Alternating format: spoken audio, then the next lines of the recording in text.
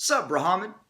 I'm Leon the Paperback Maniac, coming at you with Mailbox Horrors, Part 11. Now, this is the installment in which I showcase the many titles that keep creeping up in my mailbox.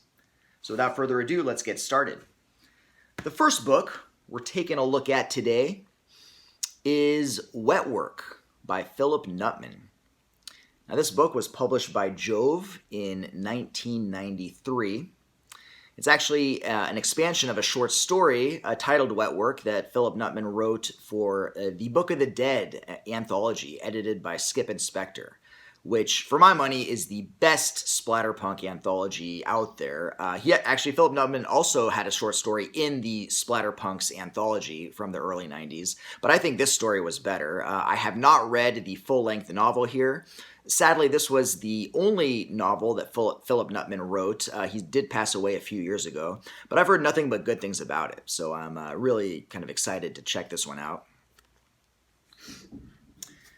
Okay, next, we've got a book called The Dead by Mark Rogers. This book was published by Berkley in 1989. Has the most cliched title you could possibly have, although I am digging that cover. I love that Slimer green and the baby blue, and that skull in the foreground is pretty cool. So yeah, this one definitely caught my eye. Looks pretty intriguing there. All right, next up, we've got a book called Kids by Trevor Hoyle. This book was published also by Berkley. This edition came out in 1990.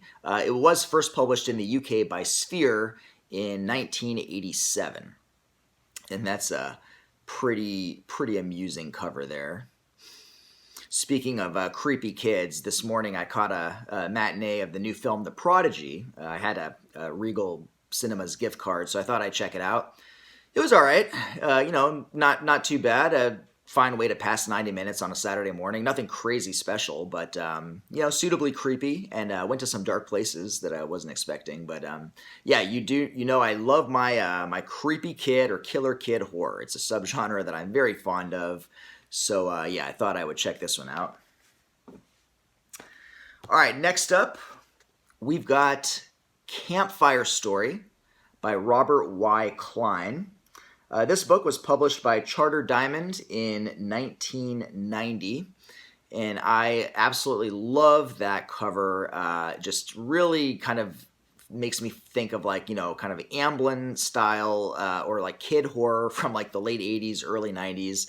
It definitely brings to mind like a movie like The Willies, if anyone remembers that horror anthology from the early 90s. But yeah, this looks like a lot of fun.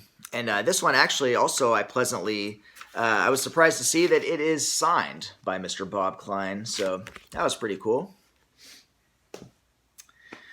All right, next up is the first of two books that I'm going to show you that when I saw the covers, I thought they looked awfully familiar. The first one is called The Black Hotel by Andrew Lawrence.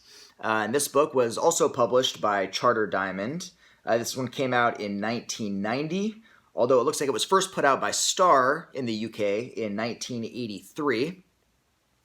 Pretty cool cover, though when I saw this, I'm like, that looks really familiar. And that would be because I owned another book that was put out by Charter Diamond called The Forsaken by Stephen Ray Fulgham. And very similar concept art there. Yeah, that's, I knew I wasn't crazy when I saw that. And then the other one, this one's even more flagrant, is Children of the End. This book was written by Mark A. Clements, and it was published by BMI, which put out Leisure reprints in 1993. And this one I knew when I saw it. I knew immediately that this was, a recycled cover. And I looked on my shelf, and lo and behold, yes, I was right. It is virtually the exact same cover as Sister Satan by Dana Reed. They just changed the colors there. Good old Leisure, cutting corners, but I guess by 93, they were probably like not trying to pay artists what they were paying in the 80s. So they're like, all right, let's see what we can find and just, and reuse it. All right, next couple of books are Paper Jacks editions. I am a huge fan of this imprint. I've been in love with them for a while. This one is called The Toy Shop, written by J. Robert Janes and published in 1981. Yeah, the die cut image is pretty cool on the front, but what really sells this book is the miraculous step back cover art there. I mean, that is one of the most beautiful things I think I've seen. It's like almost like a storybook art, but super super cool. Big fan of these Paper Jacks editions. Another one by that same author, J. Robert Janes, is The Third Story. This one came out in 1983. This one is not quite as striking. It doesn't have any step back cover art. But just as a little bonus, I know I've showed this book before, but the first J. Robert Janes book I ever bought, The Watcher, this one is amazing. This one was put out by Paper Jacks in 1982. Got a really cool cover there, and then I'm absolutely in love with the inner artwork. Just that is so incredible. I love that. Yeah, Paper Jacks just really spared no expense and put out some amazing books back in the day. All right, next up, we've got a book called The Fletch by Robert Holdstock. And this one came out, was put out by Warner Books in 1992. And I think this is one that I read a review of in an old issue of Fangoria, and just, sounded appealing, sounded interesting to me. It's kind of like a genre mashup. It's not pure horror, but definitely has horrific elements. So I thought, yeah, I'll give that a shot. All right, and then the next one, I have to give a shout out to Ron Clinton. I had posted a reply on Twitter to something where I was talking about how I was a big fan of covers that showed people wrapped up in gauze, and I actually gave this example as one. This is probably one of my favorite examples of that. Victims by Sean Hudson. I just love covers with people just like wrapped up like a mummy in gauze. And then Ron Clinton kind of did me one better and mentioned a book I had never heard of that I knew I had to have as soon as I saw it, and that is Dearest by Peter Lofgren. And this book, never heard of this. It was published by Stein and Day, a publisher I'm not familiar with, in 1983.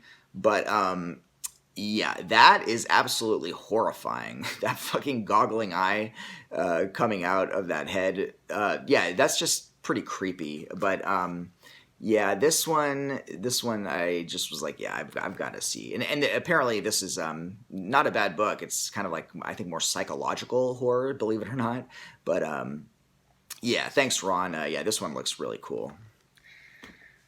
All right, next up, we've got a book called Night Things by Thomas F. Monteleone. This one was published by Popular Library in 1980. This one, it sounds pretty fun. It sounds kind of like a Tremors type thing, but I have one or two other Thomas F. Monteleone books. I have not read him, but thought this might be an interesting one to possibly start with. All right, the next one, this isn't really horror. This is another one I read about recently in an old magazine, The Further Adventures of the Joker. This is a short story collection, or an anthology, I should say, edited by Martin H. Greenberg, and it was put out by it was put out by Bantam in 1990. And it's basically just a bunch of writers, many of them horror writers, just writing stories about the Joker. And I thought that sounded cool. I read about this in an issue of, I think, Toxic Horror magazine. But it's got stories by people like Joe R. Lansdale, F. Paul Wilson, Robert McCammon, Sherry S. Tepper. So a lot of like horror names here. So I don't know. I thought that'd be kind of interesting. I'm not a huge like comic person. I think Batman is maybe one of the more interesting comic heroes. But this is about the villain. The Joker is infinitely more interesting than Batman anyway. So I thought, okay, I'll give it a shot. All right, next up, we've got The Banished by good old Jerry Williamson, J.N. Williamson. And this one was put out by Playboy Paperbacks in 1981. Another one to add to the old J.N. Williamson collection. If you haven't seen my collection overview of J.N. Williamson editions or books, check it out. He's got some amazing just covers. But yeah, this one, thought I would add that. Looks pretty cool. And I love it when on the spine it has like the subgenre. So this is Playboy Occult, and that's pretty cool. All right, just a few more here. Next up, we've got a book called October by Al Sarantonio. This dude has written like a number of books about Halloween. He really, just has a fetish for that holiday, which is cool with me.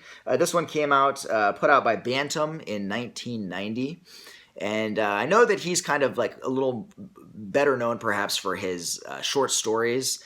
But yeah, I think that he seems like an interesting writer. Definitely a lyrical writer. He seems like he's sort of channeling Ray Bradbury from the some of the short stories of his I've read. Hopefully this one is a little more than just lyrical writing, because God, I do not want to be burned again with another Halloween novel that is all, flair and good writing and like no substance, such as what was the one I read? I don't even remember. The Manse, or the sequel Torments, which I reviewed last Halloween. Hopefully this one's a little more interesting. But yeah, definitely it seems appealing, and it seems to have some decent reviews. All right, next up, we've got a novelization. This is Inseminoid, written by Larry Miller and based on a screenplay by Nick and Gloria Malley. Something like that. Yeah, this is a novelization to a very, very trashy UK sci-fi horror movie, and yeah, this is just one of those ones. I just want to have a pulpy. If I want to have a pulpy like good time, this is the kind of thing I go to. You can always count on a New English Library. They put this out in 1981. So yeah, and there's some stills from it. Yeah, this seems like just like a breezy, fun, sleazy good time. All right, and finally, we've got another UK book. This is The Embryo by Andrew Lawrence. And this one was put out by Star in 1980. And that just looks absolutely incredible. You could really count on the UK writers of the early 80s to put out some in-your-face, just totally like politically incorrect horror fiction, and I love that. So yeah, this one does look like a lot of fun. And actually, that is not it. I have one final bonus book for you. I mean, as you guys can see, I do a lot of online ordering, right? I mean, I do a lot. I order from a lot of different places, Amazon, Alibre's, Abe Books. Every now and then, if you order as much as I do, an order is bound to get fucked up. You're bound to get the wrong thing. They'll just accidentally like switch an order and send you something else. And I did get an incorrect title like a few weeks ago. So I thought, what the hell? I mean, it did arrive in my mailbox. It definitely is horrific. So I thought I'd show it. But this is Sari Says, The Real Dirt on Everything from Sex to School. It was written by Sari Locker, who was the Teen People online advice columnist. And this was put out by HarperCollins in 2001. So, yeah, thought I would show that. Was quite surprised when I opened my package and saw this one in there. So, yeah, that is Sari Says. If you want to get some, like advice and you're in middle school, or high school, check this one out. All right, guys. So, yeah, that was it. That was my little mailbox update. Hope you guys enjoyed watching it. Check back soon. I hope to have another review up and some more fun videos up in the very near future. Until then, take it easy. Peace out.